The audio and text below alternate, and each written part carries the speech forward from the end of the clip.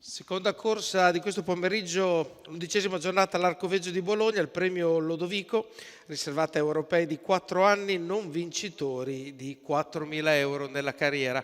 È un doppio chilometro, partenza dietro l'autostart. Andiamo a leggere il campo dei partenti con l'1 Giunone Jet, Vincenzo Luongo, 2 Go On, Crazy Boy Joe, Mattia Ricci, 3 Gloria US, Fernando Di Maggio, Gigrobo GPD Lorenzo Besana, Galaxy May Roberto Vecchione, Gimondi Jet a terminare e a chiudere la prima fila col numero 6 guidato da Manuel Pistone. In seconda fila 7 Giorgia Cash, Alberto Garruto, 8 Giulia Spritz, Andrea Farolfi, 9 Gattopardo Baldo, Sandro Miraglia, 10 Glenda B, Tommaso Gambino, 11 Gumu, Maurizio Chelli, 12 Gospel Cab, Antonio Di Nardo. I cavalli stanno terminando la curva che introduce alla retta delle scuderie dove verranno lanciati appunto per la corsa che si svolgerà sul doppio chilometro.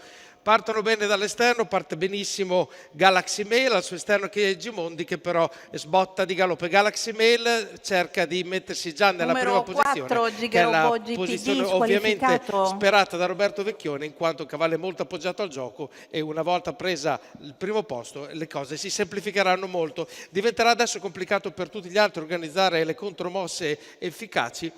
15,5 per i primi 200 metri e poi dopo si prosegue con una lunghezza di vantaggio per l'allievo di Vecchione rispetto a Go On Crazy Boy. Al suo esterno c'è tutta la fila esterna guidata da Gloria US e seguito dal numero 12 di Gospel Cab.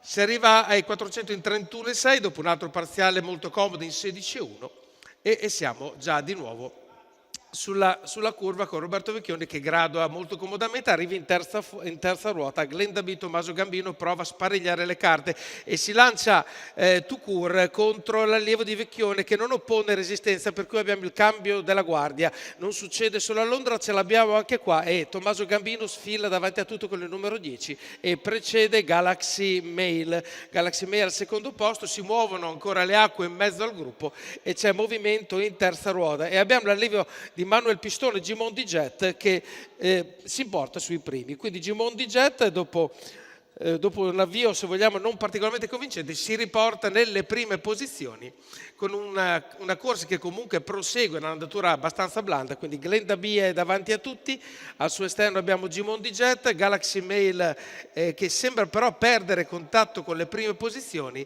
e sembra avere decisamente dei problemi. Go On Crazy Boy la supera, Galaxy Mail si mette addirittura nel pistino, quindi si autoelimina. Numero 5, Rimangono davanti Glenda B squalificato, che deve difendersi dall'attacco molto incisivo di Gimondi Jet. Gimondi Jet e Glenda B se le danno di santa ragione. Gimondi B mette mezza figura davanti e ora prova a sfondare quando stiamo per arrivare agli ultimi 400 metri.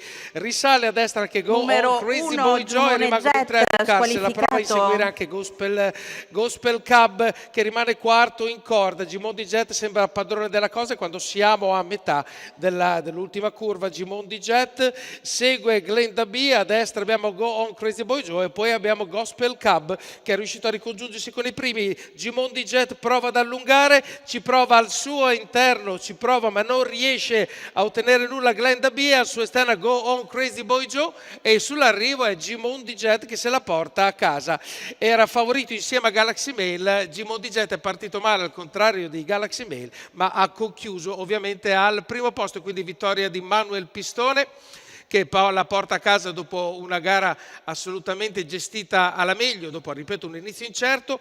Al secondo posto abbiamo Glenda B, per il terzo posto Go On Crazy Boy Joe e al quarto posto Gospel Cub che chiude il marcatore precedendo due cavalli in foto, il numero 8 Giulia Spritz e con l'11 Gumu.